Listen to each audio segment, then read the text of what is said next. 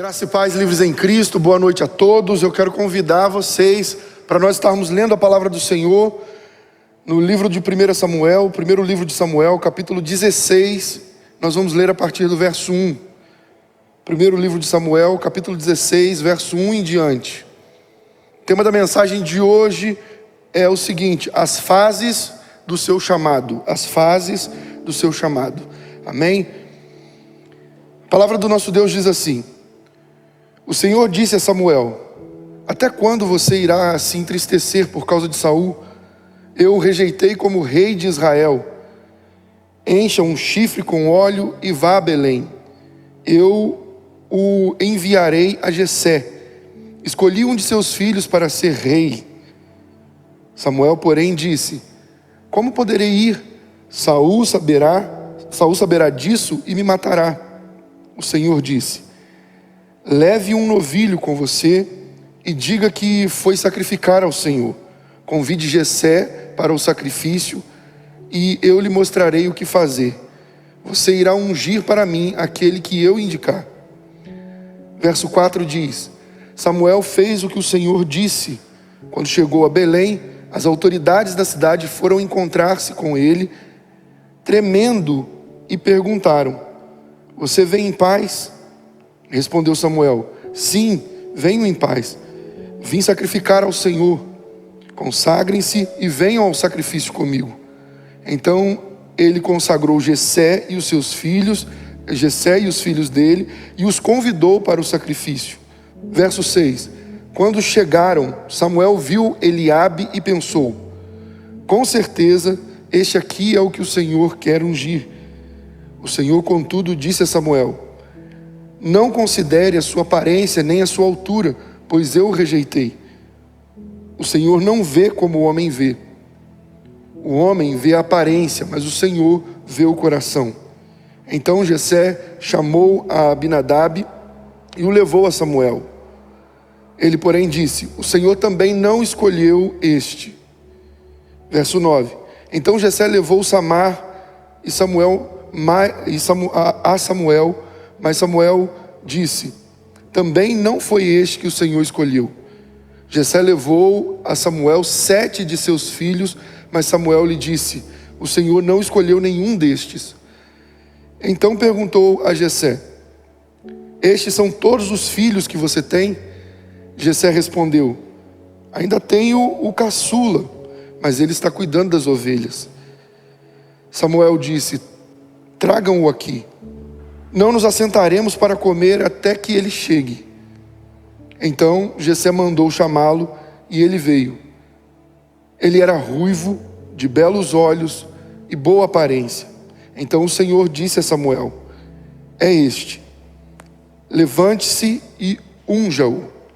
Verso 13 diz: Samuel então apanhou o chifre cheio de óleo e o ungiu na presença de seus irmãos. E a partir daquele dia o Espírito do Senhor apoderou-se de Davi e Samuel voltou para Ramá. Amém? Feche seus olhos, vamos orar ao Pai. Pai Santo, mais uma vez estamos diante da Tua presença por meio da Tua palavra, Senhor. Clamamos, Deus amado, pelo som da Tua voz, que o Teu Espírito Santo fale aos ouvidos, às mentes, aos corações dos Seus filhos e filhas que estão diante dessa transmissão.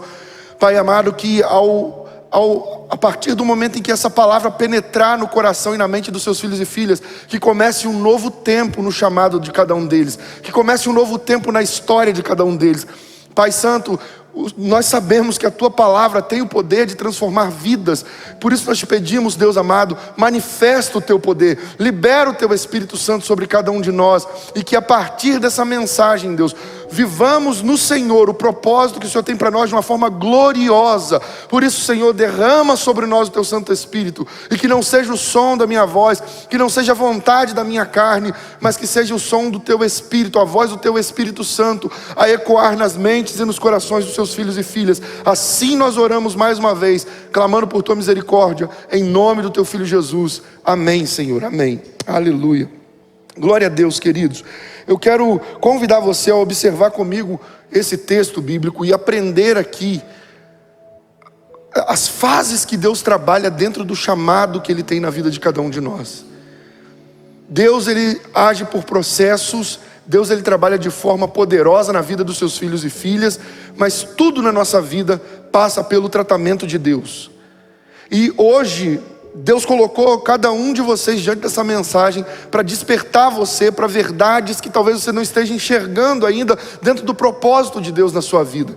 Talvez você não esteja compreendendo os momentos, as fases, as estações, os processos de Deus na sua história. E talvez por isso você anda desanimado, desanimada, fraco, cansado, cansada, abatido, pensando que nada funciona, que nada dá certo na sua vida. Mas eu creio em nome de Jesus que até o final dessa mensagem o Senhor derramará sobre cada um de nós poderosamente o Espírito Santo dele, e nós viveremos uma grande ação de Deus no chamado dele na nossa vida. Se você crê nisso, libere um som de glória em nome de Jesus. Aleluia, glória a Deus. Eu creio nisso, Senhor. Glória a Deus. Quero observar com você aqui algumas coisas a título de introdução. A primeira delas é que Samuel, o profeta do Senhor, aquele que era o ministro de Deus aqui na terra, naqueles tempos, Deus falava através de um homem exclusivamente, que era o profeta e juiz daqueles tempos. Nós sabemos muito bem que não existia reinado, que Deus não estivesse envolvido no meio do povo dele. Antes de Saul ser escolhido pelo povo, ser aclamado, né, como rei, o povo disse a Samuel: olha, nós queremos um rei como as outras nações. Deus deixou bem claro, através do profeta Samuel, quais seriam as consequências.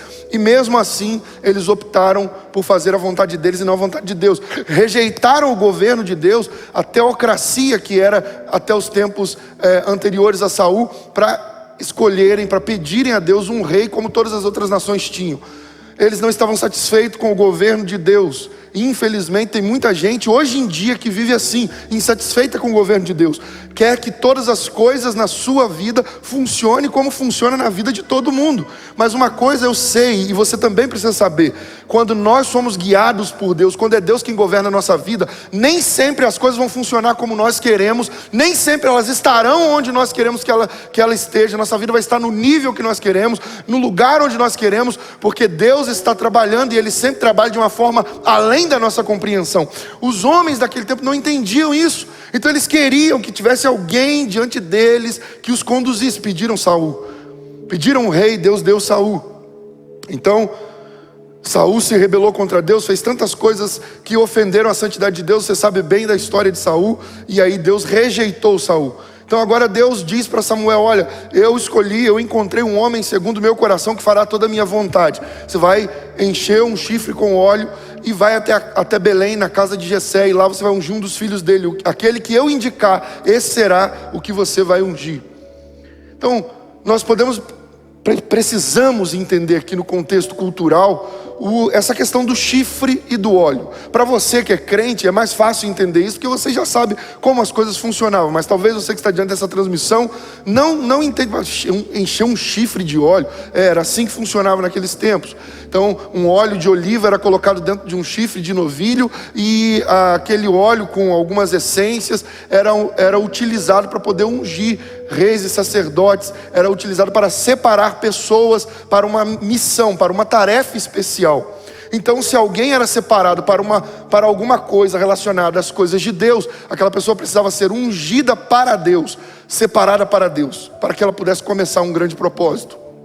Então agora Samuel vai até a casa de Jessé, e quando ele sai de lá da cidade, ele diz para Deus: Senhor, como é que eu vou cumprir essa missão? Se Saul souber o que eu vou fazer, Saul vai mandar me matar, porque o Senhor está me mandando ir ungir outro rei no lugar dele, mas ele ainda é rei. Aí Deus vira para ele e diz: não, você vai e vai dizer para ele que você está indo, leva um novilho e diz para ele que você vai sacrificar um novilho a mim, e você vai chamar Jessé também para poder participar desse sacrifício, e eu vou te dar todas as instruções necessárias. Então Samuel saiu de lá debaixo da palavra de Deus, sabendo o risco que ele corria de vida, mas confiando na promessa do Senhor. E é isso que nós precisamos tomar para nós por resolução também, ainda a título de introdução, mas precisamos tomar para nós por resolução. que quando Deus dá uma palavra, Ele garante, Ele nos protege, nos segura, nos assegura, na ida e na volta. Nós não precisamos temer. Então tem pessoas que estão desesperadas com essa pandemia, apavoradas, não querem fazer mais nada, Jovino. Ficam com medo de dar um passo para fora de casa, medo de ir trabalhar, medo de... Se você confia no Senhor, você deve obviamente ser cauteloso como Samuel foi, mas se Deus liberou uma palavra, você precisa confiar na palavra dele. Você não está indo bagunçar, não está indo para festa, você está indo trabalhar. Para que você vai temer? Você precisa confiar no Senhor Deus Todo-Poderoso, e Ele vai com certeza garantir a sua ida e a sua volta em segurança. Eu creio nisso, aleluia. Então, nós podemos olhar e observar o seguinte: quando Samuel chega na cidade, os principais da cidade vão até Samuel, e a Bíblia diz que eles chegam diante de Samuel tremendo de medo. Porque naquele tempo, pensa, não era o presidente norte-americano que estava chegando diante deles, não era o presidente do Brasil que estava chegando ali, não era a celebridade da televisão que estava chegando ali. E olha que quando uma dessas personalidades se aproxima de alguém, né, de algumas pessoas, essas pessoas quase que morrem, né? Entram num estado de emoção que ficam num êxtase só. Agora, quem chegou diante daqueles homens foi o homem mais poderoso da terra, o único porta-voz de Deus naquele tempo. Ele era o representante de Deus naquela época. Não existiam vários sacerdotes, vários profetas, não existiam vários porta-vozes de Deus, só havia ele naquele tempo. Então eles temeram porque eles sabiam que Samuel podia chegar com uma palavra de juízo da parte de Deus. Samuel não andava à toa, não ia para qualquer lugar, não estava em todos os lugares por qualquer motivo. Samuel tinha muitas obrigações e só ia para onde Deus mandava. E quando Deus mandava, ou era para sentença de juízo, ou era para liberar alguma bênção. Então Samuel chega naquela cidade: o Senhor está vindo aqui em paz? Ele: sim, eu estou vindo em paz, eu estou vindo sacrificar, fazer um sacrifício para o Senhor. E aí, consagrem-se e venham junto comigo para o sacrifício, para o holocausto. Chamou Jessé, os filhos de Jessé e os 7 filhos dele foram juntos com Samuel para queimar o holocausto ao Senhor. E eu não sei se vocês sabem disso, mas quando o holocausto era queimado, nessas circunstâncias, metade do animal, do novilho que era queimado, metade do novilho era queimado no altar de sacrifício, e a outra metade era feita de alimento para os sacerdotes. Então o animal era partido ao meio, era limpo, as vísceras removidas, metade daquele animal ia para ser queimado no holocausto, e a outra metade era para poder ser comida para os sacerdotes. Então um grande banquete foi preparado, uma grande mesa estava posta ali. O homem mais importante da época estava ali na cidade de Belém. E Belém é uma cidade minúscula, extremamente insignificante naqueles tempos. E o grande homem de Deus, o porta-voz do Senhor aqui na terra, estava lá naquele lugar. Onde é que estava Davi nesse momento? O homem mais importante da época estava ali. Os 7 irmãos de Davi estavam ali também sentados à mesa, só esperando a refeição começar a acontecer, para que eles se deliciassem com um grande banquete que a cidade preparou para o profeta de Deus. O pai de Davi estava ali, a mãe de Davi estava ali. Onde é que estava Davi? Davi estava no campo, apacentando as ovelhas do pai dele. Davi estava no campo, sujo, suado, enquanto os irmãos estavam limpos, bonitos, arrumados. Com certeza colocaram a melhor roupa. Com certeza os que eram soldados, como Eliabe, colocou a sua armadura de guerreiro para poder se apresentar diante do grande profeta. Todos estavam bonitos, todos estavam arrumados, e Saul estava sujo, fedendo, lá no campo, cuidando das ovelhas do pai. E aqui, dentro dessa imagem que eu construí aqui, para você poder enxergar, para você conseguir entender o cenário do texto que nós estamos lendo, eu quero introduzir você ao primeiro ponto de hoje. E o primeiro ponto de hoje é como Deus escolhe. Como Deus escolhe. E aí nós vemos o seguinte, número 1, como Deus escolhe. Deus escolhe pelo coração e não pela aparência. O texto que nós lemos, o verso 6, diz assim: quando chegaram, Samuel viu Eliabe e pensou, com certeza, este aqui é o que o Senhor quer ungir. O Senhor, contudo, disse a Samuel: não considere a sua aparência nem a sua altura, pois eu o rejeitei. O Senhor não vê como o homem vê a aparência, mas o Senhor vê o coração. E aí lá em Atos dos Apóstolos, no capítulo 13, verso 22, o pregador ministra essa mensagem. O apóstolo Paulo fala exatamente sobre isso. Ele diz assim: depois de rejeitar Saul, levantou-se Davi como rei, sobre quem testemunhou. Presta atenção, qual foi o testemunho? Encontrei Davi, filho de Jessé, homem segundo o meu coração. Ele fará tudo o que for a minha vontade. Então veja que Deus não escolheu pela aparência de Davi. Deus escolheu pelo coração de Davi. Deus escolheu Davi pelo que ele era no seu interior. E aí quando nós olhamos para nós, quando você olha para você, talvez você diz assim: poxa, mas eu não sei nada, eu não posso nada. Davi não era guerreiro, os irmãos dele eram. Davi estava lá no campo cuidando das ovelhas, os irmãos dele, bonitos, fortes, altos, estavam lá sentados à mesa para poder fazer uma maravilhosa refeição com o homem mais importante da época. Então, o que eu quero que você compreenda nessa noite é: não importa, presta atenção nisso, não importa quem as pessoas dizem que você é, não importa quem você está enxergando diante do espelho, não importa quantas palavras de maldição lançaram, ou quantas vezes você se sentiu o pior ou a pior das pessoas, não importa. Importa como Deus olha para você e vê o seu interior. Não importa se você fala bonito ou se você não consegue falar direito. Não importa se você é muito instruído ou se você é indouto. Não importam as suas capacidades. Para Deus importa o que Ele enxerga dentro de você. E é interessante ver que Deus diz: eu encontrei um homem segundo meu coração que fará toda a minha vontade. Mas Davi era um menino. Davi era só uma criança. Davi tinha 16 anos quando estava lá apacentando as ovelhas e foi chamado pelo profeta Samuel. 16 anos de idade só, um adolescente. Mas Deus, Ele não olha para o que você é agora, não olha para o que você vê agora, Ele olha para o que Ele preparou você para ser. Aquele que escreveu a sua história sabe bem qual vai ser o final dela. Você só precisa andar de acordo com a vontade dEle para viver o grande projeto dEle na sua vida. Aleluia! Se você crê nisso, libere um som de glória. Não importa, não importa.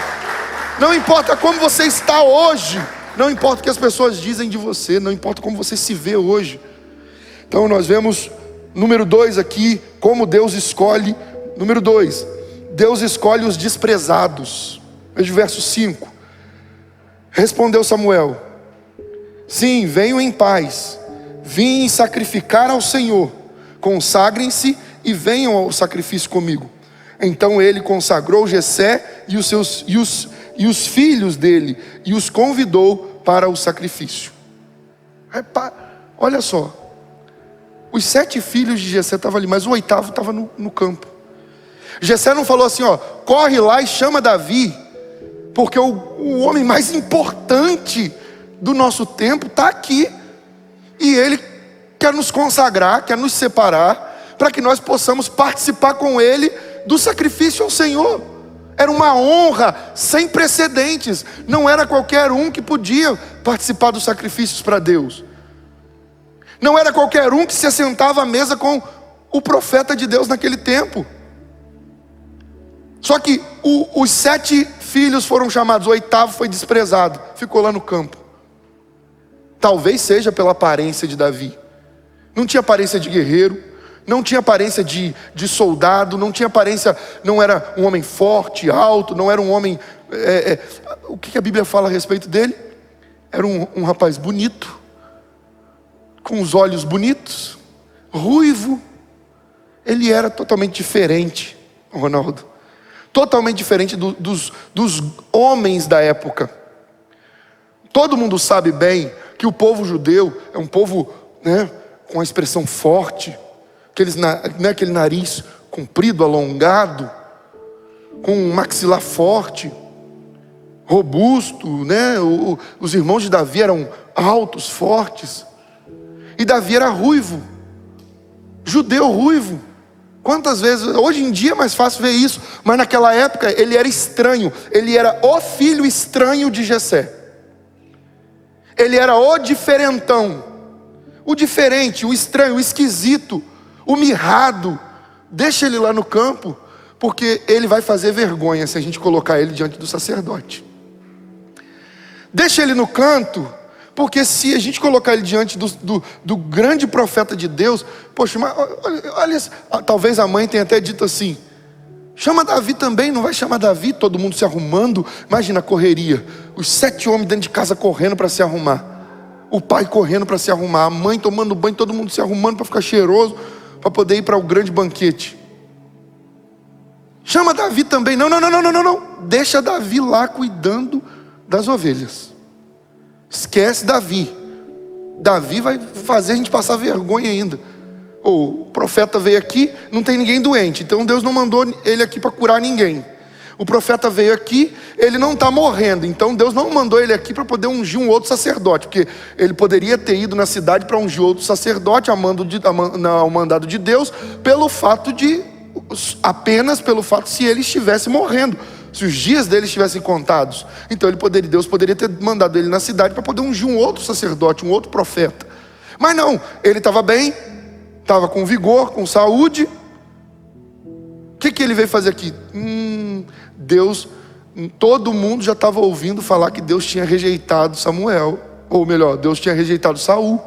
Todo mundo já tinha ouvido: o rei foi rejeitado por Deus. E fofoca corre rápido, né? Fofoca corre rápido. Quando o assunto saiu, não tinha WhatsApp, não tinha Facebook, não tinha Instagram, não tinha Twitter, não tinha nada disso, não tinha televisão, mas a fofoca corre rápido de qualquer jeito.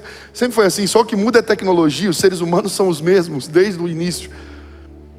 Então, Jessé sabia que era bem provável que ele estava ali a mandado de Deus, amando de Deus, para ungir um rei. Só que Davi não servia para ser rei, segundo a concepção do pai dele. Davi não servia. Tem Eliabe. Poxa, já era um oficial do exército, forte, bonito. Tem Samar, tem outro. Os meninos são tudo forte, bonito. Mas eu acho que vai ser Eliabe. Mas e Davi? Deixa Davi lá. Pensa comigo como Davi se sentiu humilhado quando ele ficou sabendo que todo mundo estava sentado à mesa com o homem mais importante da época, e ele foi nem avisado disso. Ele não ficou nem sabendo disso. Ninguém chegou lá para falar: Davi, corre que o profeta Samuel está chamando você, seus irmãos, seu pai, sua família, para poder participar de um banquete com ele e do sacrifício ao Senhor, para prestar culto a Deus junto com ele. Imagina como ele se sentiu humilhado. Sabe, quando Deus nos escolhe, Ele permite que nós passemos por humilhações. Isso é um fato. Tem gente diante dessa mensagem hoje que está passando por um tempo de humilhação que parece que o mundo está pisando sobre a sua cabeça. Mas Deus colocou você aqui para dizer para você: isso faz parte. Esse tempo, esse momento que você está vivendo também faz parte do meu grande propósito na sua vida. Acalma o seu coração. E eu profetizo em nome de Jesus que até o final dessa mensagem você vai entender com clareza: Deus está me preparando para um grande propósito, e eu não posso recuar. Eu não posso recuar. Então o tempo da humilhação, às vezes Deus permite. Quando Ele escolhe alguém, Ele permite o tempo da humilhação. Então veja, número 3, nós vemos aqui que quando Deus escolhe os que estão em atividade. Deus não escolhe pessoas paradas. Deus não escolhe pessoas paradas. Veja, o verso 10 diz assim: Jessé levou a Samuel 7 de seus filhos, mas Samuel lhe disse: o Senhor não escolheu nenhum desses. O verso 11 diz: então perguntou a Jessé: estes são todos os filhos que você tem? Jessé respondeu: ainda tenho o caçula, mas ele está cuidando das ovelhas. Davi não estava parado. Davi não estava à toa. Davi não estava com complexo de inferioridade. Davi não estava lá no cantinho: ai, eu sou humilhado, eu sou rejeitado, ninguém cuida de mim, meu pai não está nem aí para mim, minha mãe também não pode fazer nada, os meus irmãos não ligam para mim, acho que Deus me desprezou, Deus me rejeitou.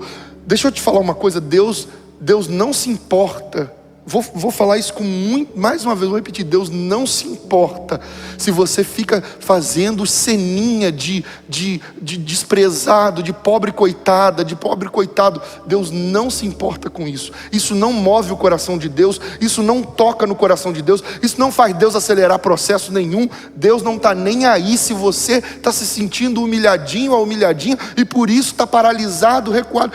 Todo mundo me humilha, ninguém me dá espaço, ninguém me dá oportunidade, ninguém me chama, ninguém faz, ninguém liga para mim, ninguém se importa e tal, não sei o que. Deus não está nem aí. Se por causa do seu sentimento do seu complexo de inferioridade, se por causa do seu sentimento de desprezado ou desprezada, você está paralisado, porque ser desprezado ou desprezada nunca foi, para os escolhidos de Deus, motivo suficiente para paralisar a obra que Deus confiou na sua mão. Nunca. Davi estava lá, largado no campo, enquanto os irmãos e a família estavam sentados à mesa, todo mundo bonito e arrumado. Mas ele não chegou com um complexozinho de inferioridade. Ele não chegou com a síndrome do melindroso. Ele não chegou com um comportamentozinho de: ai, eu estou até meio doente porque ninguém se importa comigo, me jogam lá no campo, me deixam lá, olha só, eu não acredito nisso, mãe. O pai chamou todos os meus irmãos, mas não me chamou. Davi não fez isso não. Davi chegou diante do sacerdote, diante do profeta de Deus. Ele chegou como ele chegava em qualquer outro lugar, com a mesma cara de sempre, com a mesma disposição de sempre. Repara uma coisa, Silas, ele estava lá no campo, antes dele ser ungido, porque aqui nesse capítulo 16, ele é ungido a rei, mas ele não matou o urso e o leão depois de ser ungido. Ele matou o urso e o leão antes da unção. Sabe o que isso nos ensina? Que nós podemos fazer grandes coisas mesmo sem o preenchimento do Espírito Santo, mas nós só vamos fazer a grande coisa, a grande obra, cumprir o grande chamado, depois que o Espírito Santo for derramado e transbordar sobre cada um de nós.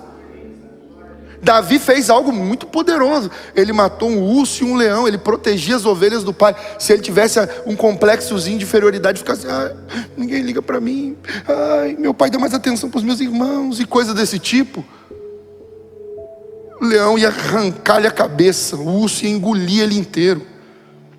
A posição dele era: meu pai confiou as ovelhas aqui no campo. Só que sabe qual é o problema? Cuidar de ovelha lá no campo não dá status. E aí tem muita gente que fica triste porque não tem o status que queria, o reconhecimento que gostaria de ter. Enquanto os irmãos estavam no exército, e fortes, bonitos, né? O filho de Jessé virou oficial do exército do rei Saul. Davi estava onde? Tem mais alguém? Rapaz, olha, quando o homem terminou de falar: olha, esse também não, esse também não, esse também não, esse também não, Jessé não virou e disse assim: peraí, profeta, tem mais um. Ele não disse isso. Jessé praticamente esqueceu que tinha mais um filho. Ele ficou provavelmente tão frustrado: poxa vida, mas será que Deus Ué, o profeta veio aqui, Deus não escolheu nenhum dos meus filhos. Coloquei os melhores diante dele. Deus não escolheu nenhum deles. Ele deve ter ficado frustrado. Sabe o que nós podemos aprender aqui também?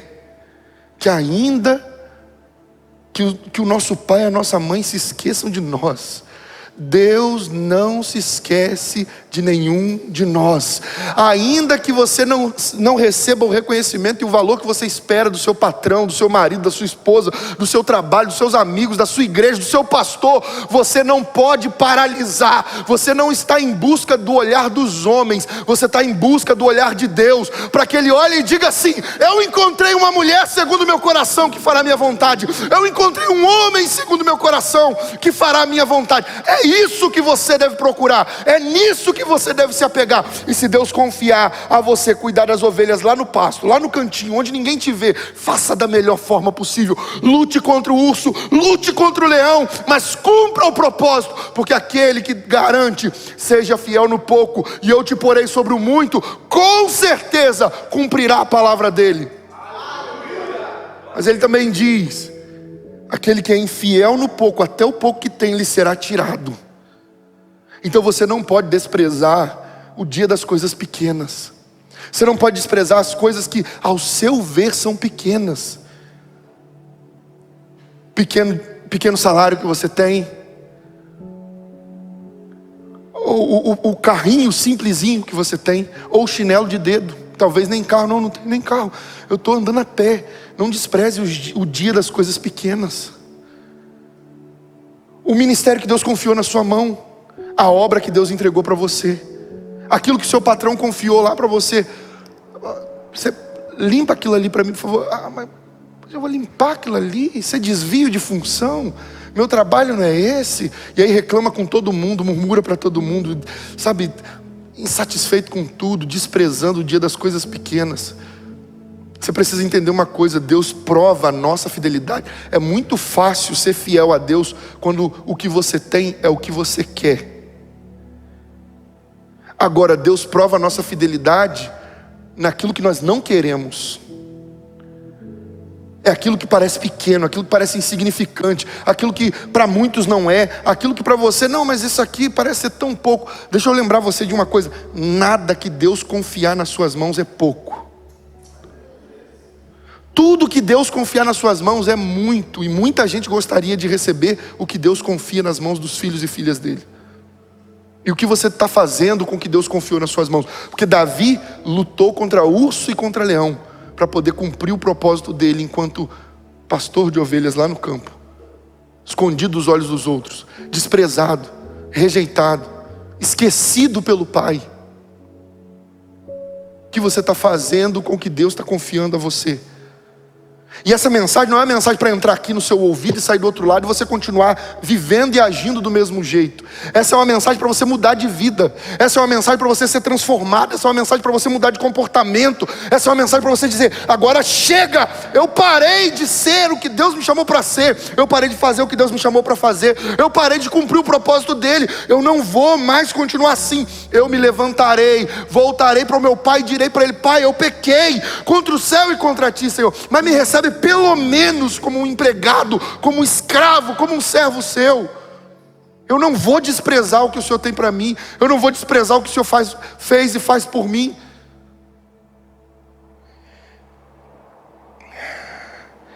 Deus escolhe os que estão em atividade. Então, se você está parado, está parada, não pense que Deus vai confiar algo a você. E eu não estou falando só de questão ministerial, eu estou falando de tudo.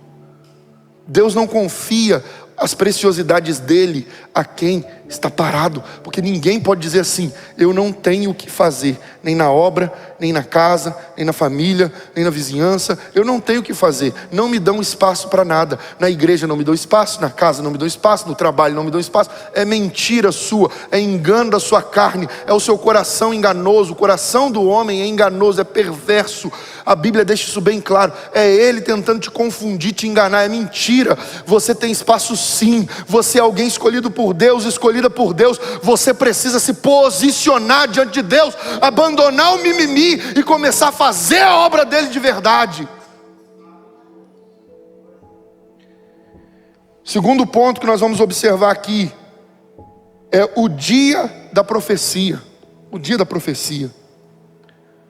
O dia da profecia. Meu irmão, olha o que diz o texto bíblico. Verso 12. Então Jessé mandou chamar Davi, e ele veio. Ele era ruivo, de belos olhos e de boa aparência. Presta atenção nisso. Quando Deus mandou que Samuel fosse até a casa de Jessé, Samuel imaginou que ele ia encontrar um homem com cara de rei, com jeito de rei, com porte de rei. Sabe, um rei pronto.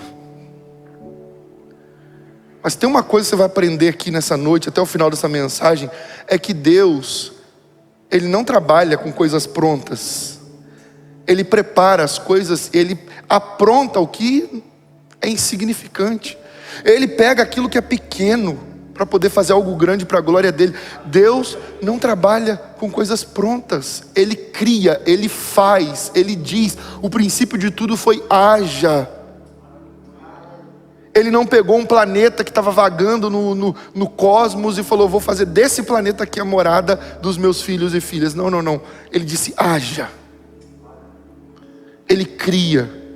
E as partículas que estavam vagando pelo cosmos se juntaram a coisas tão insignificantes, coisas assim, sabe, que desprezíveis, voando num espaço vazio e escuro, no meio do nada. Deus disse haja, e tudo aquilo começou a se juntar, a se unir, tudo aquilo começou a se agrupar, e de repente a glória de Deus começou a se manifestar através daquele pedaço de terra seco, e água foi colocada sobre aquilo ali, e Deus começou a produzir relva, e a palavra dele foi sendo liberada, e tudo começou a existir, porque Deus pega as coisas que não são para fazê-las serem. Deus manifesta a glória dele em coisas que ainda não são. Deus olha para você e você diz, eu ainda não sou, eu não sei se serei um dia, eu não sei se eu vou ser feliz, eu não sei se eu vou ter um bom casamento, eu não sei se eu vou ter dinheiro, eu não sei se eu vou conseguir um bom trabalho, eu não sei se eu vou ser um obreiro na casa do Senhor, eu não sei se eu vou ser um ministro, eu não sei se eu vou ser isso,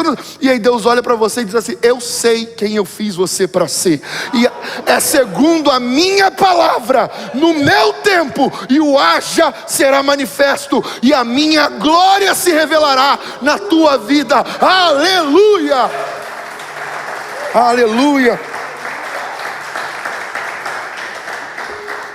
O dia da profecia, irmãos, é num dia difícil. O dia da profecia geralmente é num dia difícil. Quem aqui já recebeu uma profecia da parte do Senhor? Se você já recebeu, coloca aí, eu já recebi. Repara, o dia que você recebeu a profecia, eu não me lembro, na minha vida, eu estou falando de verdade, eu não me lembro de um dia em que eu recebi profecia que estava tudo mil maravilhas. Eu não me lembro de um dia que eu recebi uma palavra de Deus, onde estava tudo bem na minha vida e de repente veio aquela palavra para poder ficar melhor ainda. Geralmente está tudo de cabeça para baixo. Geralmente é um dia difícil, geralmente é um mês difícil, um ano difícil, uma semana difícil, está tudo ruim, está tudo complicado. De repente vem Deus e diz, ei filha, ei filho, isso, isso e isso. E aí Deus libera uma palavra, Deus lança uma promessa, Deus faz algo que traz para mim, para você, um vigor na esperança, um renovo nas forças. O dia da profecia sempre é num dia difícil da nossa vida. Davi estava num dia difícil, num dia onde ele poderia ter se sentido humilhado, onde ele poderia ter se colocado para baixo. Todos os meus irmãos estão na festa, todo mundo foi chamado, todo mundo está bonito e arrumado, e chega Davi fedendo, sujo, empoeirado, com a cara manchada. Chega ele todo feioso, todo bagunçado, fedido. Que dia difícil. Por que não se lembraram de mim? Por que não me chamaram? Porque Davi podia ter feito 1 milhão de perguntas, mas quando ele foi chamado, ele simplesmente se apresentou. No dia difícil, Eu quero dizer para você, em nome de Jesus Cristo, se esse está sendo um tempo difícil para você, Deus liberou essa palavra nessa noite. A unção que será derramada ao final dessa mensagem vai abrir o céu sobre a sua vida. E nesse tempo difícil, Deus vai falar com você de modo glorioso, te dar direções, te apontar o caminho. Tem muita gente diante dessa transmissão que não sabe o que fazer, para onde ir, como resolver. Deus vai marcar a sua história a partir de hoje, com uma palavra da parte dele na sua vida. Então, nosso segundo ponto aqui, o dia da profecia. E o número 1 desse ponto é: o dia da profecia é num dia difícil. Número 2, o dia da profecia, a profecia marca um novo tempo na sua vida. O dia da profecia é um dia que marca um novo tempo na sua vida. E só não entra num novo tempo depois de receber uma profecia da parte de Deus quem não entende o que é profecia, quem não sabe o que é isso. Deus falou, e aí o que eu preciso fazer? Entrar debaixo da palavra que Ele liberou sobre mim, anotar, escrever. No dia tal, do mês tal, do ano tal, Deus falou que vai fazer isso, isso e isso na minha vida. Você nunca mais vai esquecer. Sua memória pode ser a melhor do mundo, mas ela jamais vai ser melhor que um papel e uma caneta. Ela nunca vai lembrar mais do que essas duas coisas. Então, quando você sabe o que é uma profecia, você entra debaixo dela, você grava ela, você guarda ela, você caminha por meio dela. Porque a profecia marca um novo tempo na nossa vida. Então veja o que diz a palavra do Senhor no verso 12 e 13. Diz assim, 1 Samuel capítulo 16, verso 12 e 13, que é o nosso texto de hoje. Então Jessé mandou chamá-lo e ele veio. Ele era ruivo, de belos olhos e boa aparência. Então o Senhor disse a Samuel: é este, aleluia, é este, levante-se e unja-o. Verso 13, Samuel então apanhou o chifre cheio de óleo e o ungiu na presença de seus irmãos. E a partir daquele dia, o Espírito do Senhor apoderou-se de Davi. Aleluia. Então repara uma coisa, aquele que tinha sido esquecido pelo pai, o único que não estava de banho tomado, arrumado, bonito, é o que estava feio, fedido, o que estava todo empoeirado. Quando ele entrou, Deus falou: é esse. Samuel deve ter pensado: meu Deus é muito estranho. O meu Deus é um Deus de mistérios. Logo esse, olha Eliabe, tão forte, tão bonito, tão grandão, tão poderosão, com armadura e tudo, já está pronto. Sabe, a lição que Deus deu para Samuel não foi só para Samuel, foi para todos nós. Porque quando Samuel falou: eu tenho certeza que é esse que Deus vai ungir como rei, quando ele viu Eliabe, Deus disse: não, Samuel, eu o rejeitei. Não se atente para a aparência, porque Deus não vê como o homem. O homem vê o exterior, Deus vê o coração. Essa lição não foi só para Samuel. Deus não falou isso. Você acha que Deus não sabia quem que ele queria escolher? Quando Deus mandou Samuel sair do lugar onde ele estava para poder ir para Belém, você acha que Deus não sabia quem ele já tinha escolhido, quem Deus já tinha escolhido? Por que Deus não falou logo assim para Samuel: Samuel, vai até a casa de Jessé, pede para ele chamar o menino que está lá no campo, eu vou ungir, eu quero que você unja ele a rei no lugar de Saul. O nome dele é Davi. Deus podia ter feito isso, porque Deus sabia quem ele ia ungir, quem ele escolheu. Pronto. Mas Deus não fez. O que Deus fez? Samuel, vai lá, você vai chamar os filhos dele, e aquele que eu indicar, esse vai ser o que você vai ungir. Aí vai Samuel com uma interrogação: qual deles? Às vezes Deus nos coloca assim, em situações na vida que a gente fica assim: Senhor, qual caminho tomar? O que fazer? Como fazer? Para onde ir? Como resolver isso? E aí aparece uma variável de opções diante de você. Aí você fica assim: meu Deus do céu, o que eu faço agora? Como que eu resolvo isso? E aí a gente sempre... Sabe o que é uma coisa muito perigosa? é nós nos esquecermos da lição de Deus para Samuel. Para de ficar vendo como o homem vê e começa a olhar com os olhos de Deus. Deus não vê a aparência, Ele vê o propósito. Vou repetir, Deus não vê a aparência, Ele vê o propósito. Aí você olha, aparece uma porta de emprego gigantesca aqui, uma porta mediana aqui, uma porta menorzinha aqui. Você fala, não, Deus, o meu Deus é Deus de coisas grandes. É essa. Você não ora, não pergunta, não quer saber. Você vai e entra. Aí o que Deus faz? Fecha a porta. Aí quando você vê, você está preso. Você vira e fala, meu Deus do céu, como que eu saio desse problema? Você entrou no problema. E agora? Seria tão simples se você fizesse assim, igual a Amanda fez. Apareceu um emprego para ela. Aí ela falou, meu Deus do céu, emprego, bom. Não tão bom quanto eu gostaria, mas é bom. Mas pastor, me ajuda em oração. Eu vou orar, eu estou orando a Deus para saber se eu vou ou se eu não vou. Eu falei, vamos orar, Amanda, vamos orar. Ela orou, nós oramos, o Cadu orou, o Fabiano orou, todo mundo deve ter orado, o Brasil inteiro deve ter orado. Amanda chega alguns dias depois, eu orando, Senhor, dá a direção para tua filha, Senhor. Porque tem gente que chega para mim, quer que eu diga o que a pessoa tem que fazer, não foi o caso da Amanda. Mas tem gente que chega e fala assim, quase que fala assim, pastor, o que eu tenho que fazer?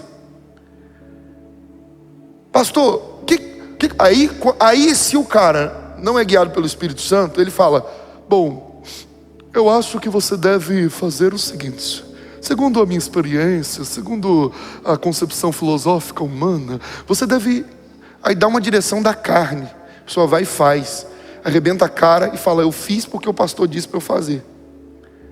Agora, meu irmão, a pessoa já chegou para mim e falou, pastor, o que eu devo fazer? Vamos orar. Todo mundo sabe que eu faço isso, vamos orar. Não sei o que você deve fazer, nós vamos orar. Isso é importante demais para eu dar a minha opinião. Isso aí é importante demais para eu dar a minha opinião, nós vamos orar. Aí vamos e oramos, ficamos orando. Pastor, Deus já deu, não deu a resposta ainda. Te deu? Não, ainda não, então vamos continuar orando. Vamos orar, vamos orar, vamos orar. Aí já teve vezes de Deus dar a resposta, e a resposta era para a pessoa ir fazer o que tinha que fazer. A pessoa foi, fez, quebrou a cara, deu um monte de coisa errada. A pessoa veio e falou, pastor, eu fiz o que o Senhor disse para eu fazer. Eu falei, não, você fez o que Deus disse para você fazer. A pessoa, mas deu tudo errado. Eu falei, mas Deus não disse que ia dar tudo certo, Ele só disse para você fazer. Sabe, o problema é que as pessoas acham que é assim, não, Deus disse para eu fazer, vai dar tudo certo. Não, e se Deus disse para você fazer e vai dar tudo errado, para poder no final dar tudo certo? Quantas coisas aconteceram assim na história? E com Davi não foi diferente. Então repara, o número 3 aqui, a profecia não muda a sua vida. O número 3 do nosso segundo ponto. Peraí, pastor, mas parece, tem uma incoerência aí. A profecia marca um novo tempo na minha vida. Mas agora o senhor está dizendo que a profecia não muda a minha vida. E é exatamente isso. Vou ler com você aqui, verso 13 do nosso texto de hoje. Samuel então apanhou o chifre cheio de óleo e o ungiu na presença de seus irmãos. E a partir daquele dia o Espírito do Senhor apoderou-se de Davi. E Samuel voltou para Ramá. Ponto. Aí quando você continua lendo o texto, vai para um outro assunto. Vai para Samuel, para o espírito maligno que se apoderou de Samuel. O Espírito do Senhor saiu de Samuel, o Espírito do Senhor saiu de Saul, foi para Davi, e um espírito maligno entrou em Saul. O assunto vai discorrendo dentro desse contexto. O que aconteceu com Davi depois que ele recebeu a unção? Nada. Davi saiu dali da presença de Samuel, recebeu a unção. A mãe deve ter chorado bicas d'água. Meu filho vai ser rei. Eu não sei se eu choro de alegria ou de desespero. Porque naquela época, para tirar rei do trono, os povos pagãos só matavam, era assim. Vai lá, mata, dá um golpe de estado, acabou. Os hebreus estavam começando agora. Saul tinha sido o primeiro rei. Mas e agora, se Saul souber que o meu filho foi ungido a rei, vai matar meu filho. Imagina, a mãe deve ter ficado em pânico. Mas aí eu torno a dizer, quando Deus fala, Ele guarda Ele protege, Ele defende, Ele te envolve debaixo das asas dEle. Nenhum mal te sucederá, nem praga alguma chegará à tua tenda. 1000 caem ao seu lado, 10.000 à sua direita, mas você não é atingido se o Senhor está te guardando pela palavra dEle. Então, Davi voltou para onde? Davi saiu dali, foi para o trono. Davi foi ungido a rei, saiu dali, falou: Saul, sai do trono aí que agora eu sou o rei. Não. Davi voltou para cuidar das ovelhas do pai. A profecia de que ele seria rei no lugar de Saul não mudou a vida dele. Porque a profecia não muda a nossa vida. A profecia é um anúncio do que Deus vai fazer. O que muda a nossa vida é o nosso terceiro ponto de hoje. O que muda a nossa vida é o processo do amadurecimento. É isso que muda a nossa vida. Então veja comigo, número 1 do nosso terceiro ponto, o processo do amadurecimento. Número 1, quanto mais rápido você aprender as lições do processo, mais rápido o governo chegará nas suas mãos. O que está acontecendo na sua vida? Quais áreas da sua vida estão desgovernadas, descontroladas? Pode reparar que as áreas da sua vida que estão mais descontroladas são as que você tem menos governo sobre ela. Está descontrolado porque você não consegue lidar com aquilo, você não consegue resolver o problema, você não consegue solucionar a questão. Está descontrolada por isso. Aí Deus, o que Deus faz? Deus vai lá e resolve tudo. É isso que Deus faz? Deus vai lá e fala assim, acabou, gira uma chave, acabou. Aí começa tudo certinho na sua vida. É isso que Deus faz? Não. Se Ele fizer isso na sua vida, eu vou ficar muito triste com Ele. Porque eu vou falar assim, na deles o Senhor fez, na minha não. Na minha foi processo de pancada, sofrimento e tempo. Deus não vira uma chave e muda tudo. De repente Deus libera uma palavra e muda tudo. Irmão, até quando é assim, poxa, na minha vida Deus liberou uma palavra e tudo mudou. Porque isso acontece, já aconteceu na minha vida também. Mas o processo que eu enfrentei antes da palavra vir mudar tudo, o processo foi tenso. Porque o processo é o meio que Deus utiliza para nos amadurecer. Então quanto mais rápido você aprende as lições do processo, mais rápido você se senta no lugar de governo. Aí a área da sua vida que está desgovernada, se você olha e fala, pois está desgovernado, eu oro a Deus e não consigo resolver esse problema. Eu oro a Deus e não consigo solucionar essa questão. Eu oro a Deus e não consigo mudar isso. Aí o que você tem que fazer? Olhar para o processo que Deus está permitindo você viver e aprender a lidar com ele. Repara, Davi foi chamado para a presença do rei Saul. Você lembra? Quando ele foi chamado por que motivo no primeiro momento? Porque ele sabia tocar bem. Então Davi tinha uma qualidade nele, ou algumas qualidades nele. Ele tocava bem, ele era um homem de boa palavra, ele era de boa aparência. Foi isso que colocaram diante de Saul. Falaram, Senhor, permita que nós procuremos um homem que toque o instrumento e ao som da música esse espírito perturbador seja expulso. Senhor, por favor, façam isso, desesperado. E alguém disse, eu conheço um homem, eu conheço um menino, um rapaz, que ele toca muito bem, bom de palavra, fala bem. Davi tinha algumas qualidades que aceleraram o processo dele para ele chegar no lugar de governo. Sabe o que isso nos ensina? Tem gente que vira e fala assim, Deus falou que vai fazer na minha vida, eu cruzo os braços e fico esperando tudo acontecer. Deus falou que eu vou ser um ministro do evangelho, aí eu cruzo os braços e fico esperando isso acontecer. Não, a hora que Deus quiser, Ele vai me usar. E aí, você não ouviu nadinha que eu falei aqui antes, que Deus não trabalha com pessoas paradas, Ele trabalha com quem está em atividade. Aí Ele olha e vê você lendo a palavra, estudando, preparando sermões. Tem gente que quer ser pregador, pregadora, mas se você falar assim, tem um sermão para ministrar hoje? Não tem. Hoje, não, me dá um tempo a mais, me dá um mês, 2 semanas, me dá 3 semanas para eu poder me aprontar, para poder pregar. Meu irmão, você está perdido, você está fora do propósito, você está longe, você está parado no processo. Se você sabe qual é o chamado de Deus, você deveria estar com 100 sermões prontos já. E não só com eles prontos no papel, mas com eles prontos dentro de você. Pode me chamar.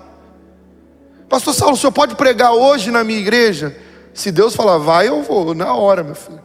Lógico que eu não vou, pode pregar hoje. Aí eu vi falar, vou sim, tal, não sei o quê.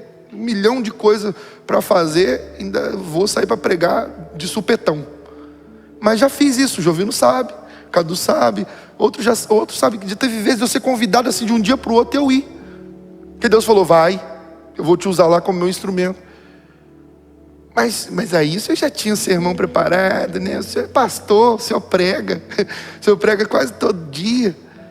Ué, se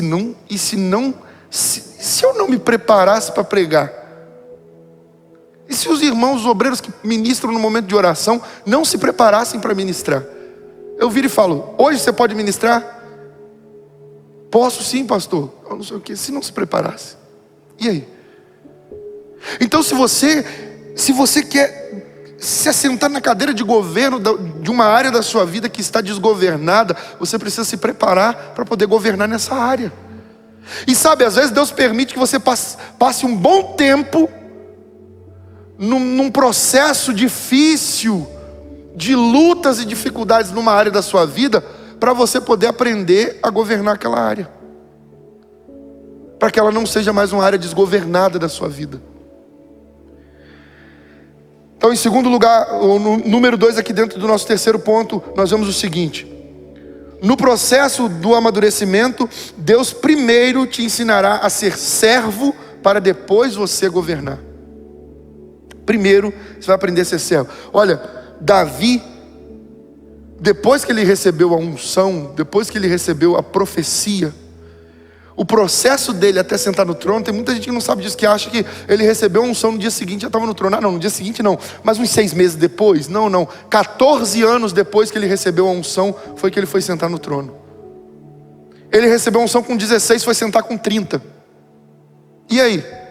Olha o processo, olha o tempo que levou. E o que Deus fez durante esse tempo? Deus ensinou Davi a ser servo. Davi andava no palácio, Davi serviu o rei, Davi tocava um instrumento, cantava, Davi lidava com os empregados, com os escravos, Davi lidava com os soldados. Davi aprendeu a ser servo. Por isso que Davi foi o melhor rei que Israel já teve, porque ele sabia, ele foi um rei justo, ele foi um rei que liderou com equidade, porque ele sabia o que era ser servo. Deus coloca você sempre na condição de servo primeiro, antes de colocar na cadeira de governo. Pode ter certeza disso. Olha o que Deus fez com José. Antes de José sentar na cadeira de governo do Egito, ele foi aprender a ser servo, virou escravo, foi trabalhar na casa de Potifar. Foi o melhor governante que Potifar já teve na história da vida dele. Se você conhece a Bíblia, você sabe disso. Se você conhece a história de José, você sabe disso. Ele fez da casa de Potifar uma das mais prósperas de todo o Egito. Ele governou pelo poder do Espírito Santo. Deus estava preparando aquele escravo para virar governante do Egito. Só que ele foi fiel nas coisas pequenas.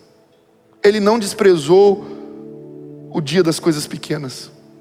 Ele estava lá na casa de Potifar como escravo e foi um grande governante dentro daquela casa, ao ponto de Potifar deixar todo o governo da casa, toda a administração da casa nas mãos de José.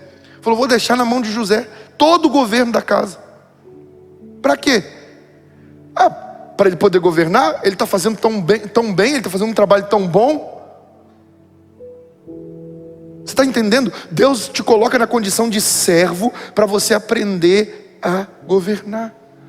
Eu profetizo em nome de Jesus que Deus vai levantar grandes líderes em várias áreas da sociedade. Eu não estou dizendo, e eu estou dizendo guiado pelo Espírito Santo, não é apenas na liderança de ministério, de igreja, pastoreio. Não, Deus vai levantar grandes líderes dentro dessa congregação, grandes líderes que estão diante dessa transmissão e que hoje você não vê, mas tem líderes que serão grandes empresários, que serão grandes homens de Deus em outras áreas que não só dentro da igreja. Deus vai levantar pessoas para manifestar a glória dele em muitas áreas da sociedade, mas você precisa aprender a ser servo agora. Esse é o tempo de você aprender. Então veja, o processo que Davi viveu lá dentro do palácio, aprendendo a ser servo, forjou uma aliança no coração dele para com Deus, que estava além do ter. Ele tinha com Deus uma aliança no ser. Quando Davi pecou, qual foi a oração de Davi? Se a aliança de Davi com Deus fosse pelo ter e não pelo ser, Davi oraria assim: Senhor, por favor, não tira de mim, Senhor, as bênçãos que o Senhor me concedeu. Eu sei que eu errei, eu peço perdão, eu sei que eu falhei, mas não tira o reinado das minhas mãos. Senhor, por favor, eu sei que eu errei, mas eu te peço por misericórdia, não tira as coisas que eu conquistei. Eu lutei tanto, eu suei, eu sangrei, eu entrei em tantas batalhas. Não tira não, Senhor, por favor. Foi isso que Davi fez, sim ou não? O Salmo 51 mostra qual foi a oração de Davi. E no verso 11, olha o que ele pede. Isso aqui é a aliança do ser e não do ter. Olha a aliança que ele tinha com Deus. Verso 11 do Salmo 51. Não me expulse da tua presença, nem tires de mim o teu Santo Espírito. Davi, no Salmo 51 inteiro, você não vai ver ele uma vez pedindo para Deus conservar riqueza, poder, dinheiro, reino, governo. Ele não se preocupou com o status quo. Ele não se preocupou com o que diriam dele. Ele não se preocupou com os bens. Ele não se preocupou com o que ele tinha. Ele se preocupou com quem ele era diante de Deus. Ele era íntimo de Deus e ele não queria perder a intimidade. Ele sabia: tudo que eu tenho, tudo que eu faço, tudo que eu sou, é porque um dia o Espírito Santo se apoderou de mim e nada do que eu fiz foi sem o poder dele. Se Deus tirar ele de mim, eu estou perdido. Ele se desesperou por causa disso, porque ele sabia que sem o Espírito de Deus ele estava falido, que todo o sucesso da vida dele é porque o Espírito do Senhor, no dia em que Samuel virou o óleo sobre a cabeça dele, o Espírito Santo se apoderou dele, e ele, no poder do Espírito, venceu batalhas, no poder do Espírito fez grandes coisas, poderosos feitos. Olha, o Espírito Santo de Deus está sobre a minha e a sua vida. E se o Espírito Santo de Deus está sobre nós, primeiro, não temos que temer. Segundo, nós não precisamos nos desesperar. Terceiro, nós podemos confiar que o sucesso e a vitória são certas, porque o Espírito de Deus está sobre nós, e Ele é quem nos dá a vitória. Então o que nós precisamos fazer é confiar no Senhor. Aleluia, aleluia. Então a minha pergunta para você é: a sua aliança com Deus está baseada no ser ou no ter? E você não pode dar uma resposta assim: não, é no ser. Você precisa examinar a si mesmo. Sua aliança com Deus está fundamentada no ser ou no ter? Você tem status quo? Você tem uma boa impressão de todos? Todo mundo olha para você e te vê como um Eliabe. Você tem, sabe, uma aparência.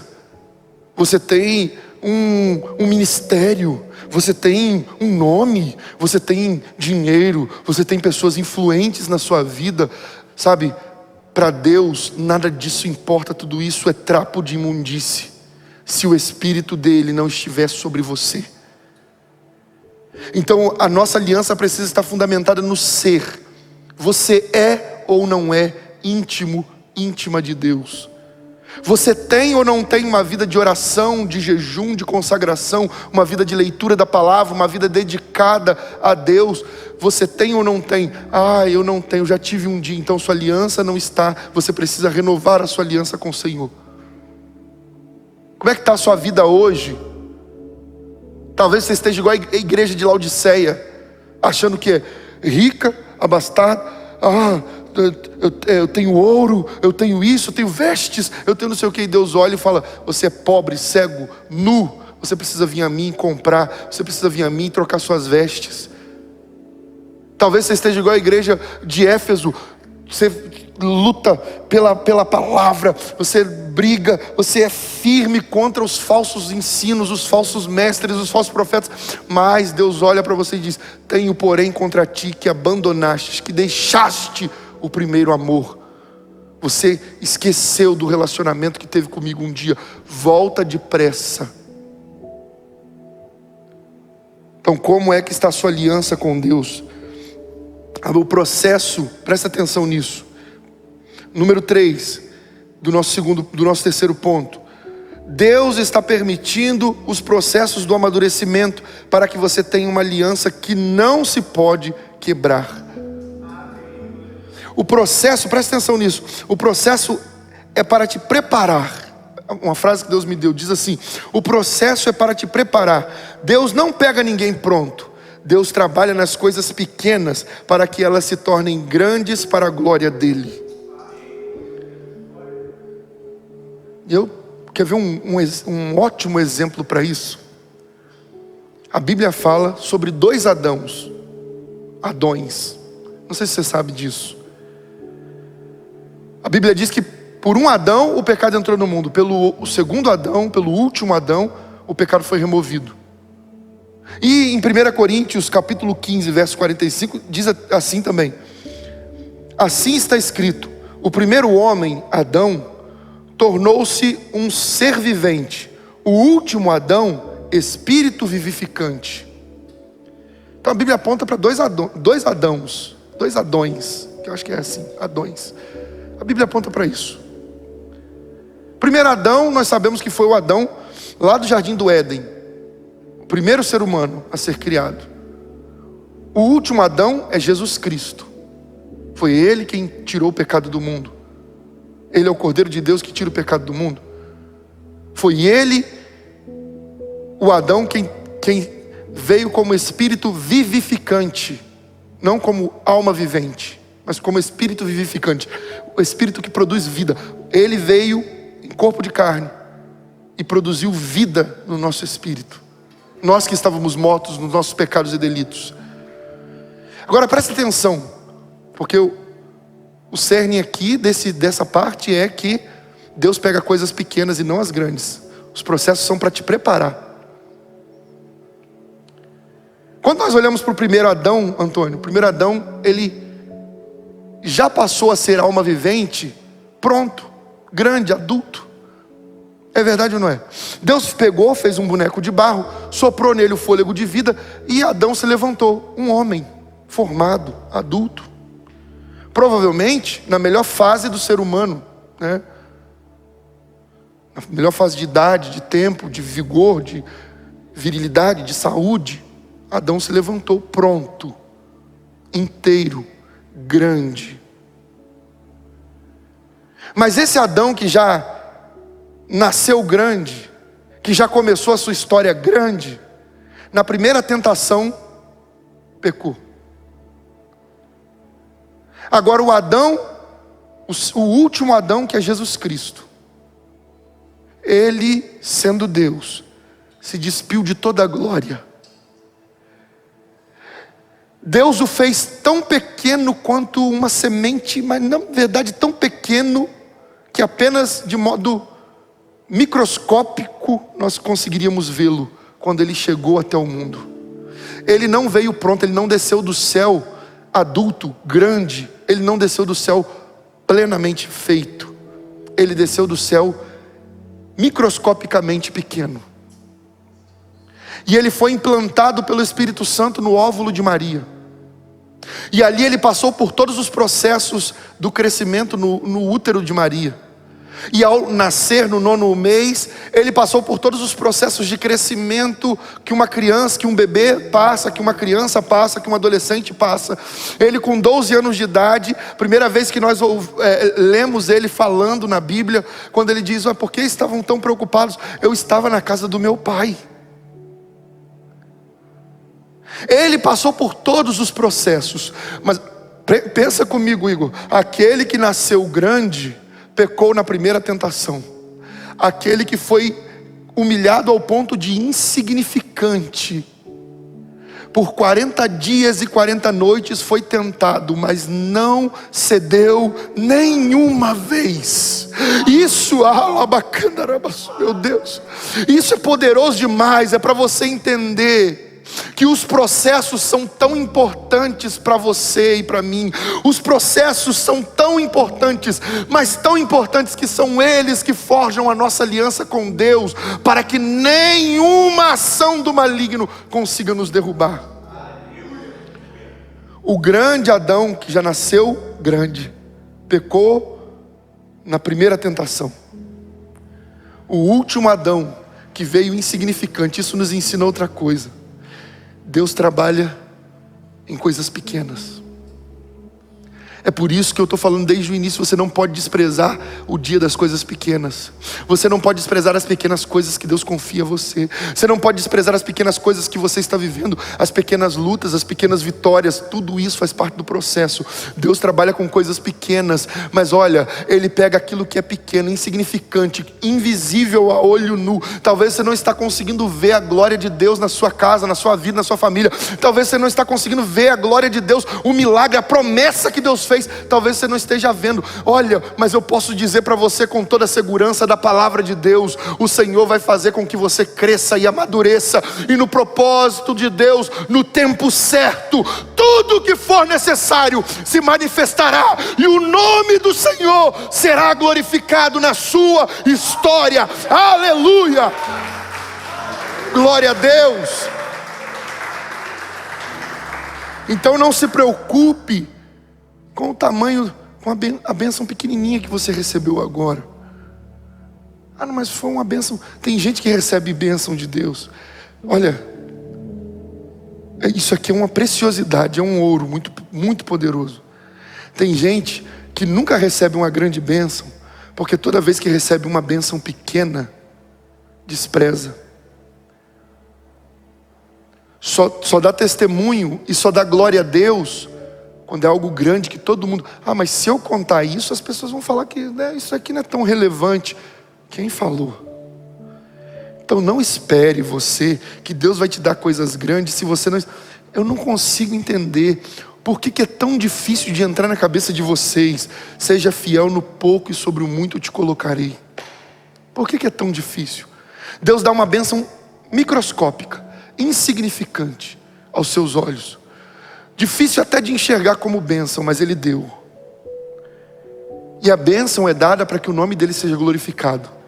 E se o propósito para o qual a bênção foi dada não é cumprido, ou seja, Deus ser glorificado, você não pode esperar que algo maior venha, porque Deus Ele vai cumprir o princípio que Ele mesmo estabeleceu.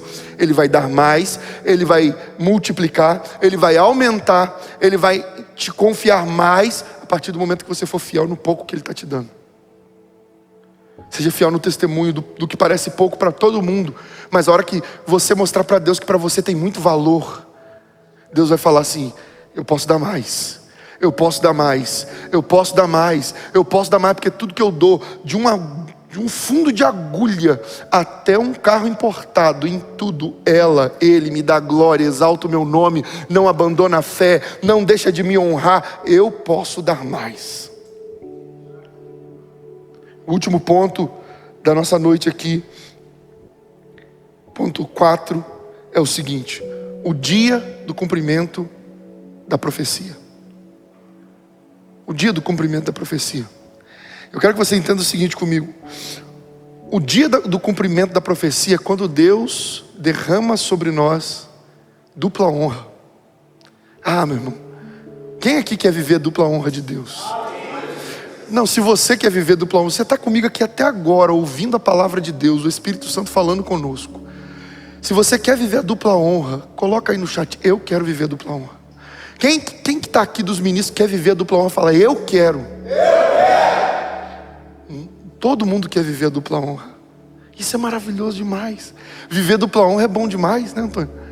As pessoas olharem e falar assim, meu Deus, olha de onde Deus tirou ela, olha onde Deus colocou. Olha o que o Senhor fez na vida dele. Meu Deus, quem te viu e quem te vê. Meu Deus, que Deus é verdadeiramente poderoso na sua vida. Que olha que bênção enorme que você recebeu. Dupla honra, meu irmão. Você recebeu a honra de Deus, as pessoas ainda estão honrando ainda o nome do Senhor através da sua vida. Você honra a Deus, o povo honra, Deus te honra, o povo honra. Ih, é um negócio maravilhoso demais. Mas você que está passando por luta, você que está passando por problemas, você que está vivendo um tempo de grande humilhação, precisa aprender essa última lição. Só existe uma regra para viver a dupla honra. Não tem outro meio, não tem outro caminho, Fabiano. Não tem um outro processo. Você não encontra na Bíblia uma outra forma de viver a dupla honra. Todo mundo aqui falou que quer viver a dupla honra. Vamos ver se vai continuar querendo viver a dupla honra. Só existe uma forma, um caminho. Isaías capítulo 61, verso 7. Coloca para nós aí, Carlos. Olha o que diz a palavra do Senhor. Isaías 61, verso 7. Em lugar da sua vergonha. Em lugar do quê? Em lugar da sua vergonha terão dupla honra. Em lugar da humilhação exultarão na sua herança. Pelo que na sua terra possuirão o dobro e terão perpétua alegria. Qual é o único caminho de viver a dupla honra? Em lugar da sua vergonha. Antes da dupla honra chegar, a gente passa pelo tempo da vergonha. Antes da dupla honra chegar, você passa por humilhações. Se você está ouvindo essa palavra e está realmente focado em Deus, ouvindo a voz do Espírito, você está entendendo que desde o início Deus está mostrando que os processos são importantes, e um dos processos para que você viva a dupla honra, que glorifica poderosamente o nome de Deus, é você, se não passou, se não está passando, em um momento ou outro passará por um tempo de vergonha, por um tempo de humilhação, porque tudo isso faz parte do processo de Deus.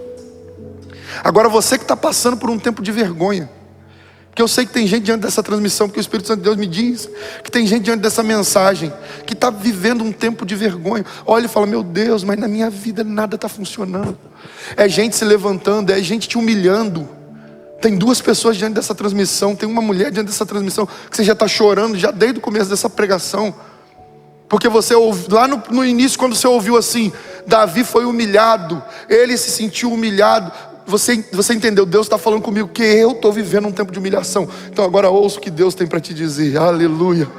Ouça a profecia da parte de Deus. No lugar dessa vergonha, Deus está trazendo a partir de hoje dupla honra. Aleluia. Se você acredita nisso, libere um som de glória. Então está passando por um tempo difícil? Está passando por um tempo difícil? Não despreze esse tempo. Não despreze o tempo das coisas pequenas. Deus está colhendo as suas lágrimas. Deus está vendo a vergonha. Deus está vendo a dor. Deus está vendo o choro. Deus está vendo tudo isso. E Ele não está alheio a tudo isso. Não, Ele está trabalhando em tudo isso para te preparar, para que você viva a grande obra dEle na sua vida, para que você viva o cumprimento do grande chamado, o grande propósito que Ele tem. Ei, o diabo não vai conseguir impedir. Sabe, Saul tentou de todas as formas impedir Davi de sentar no trono.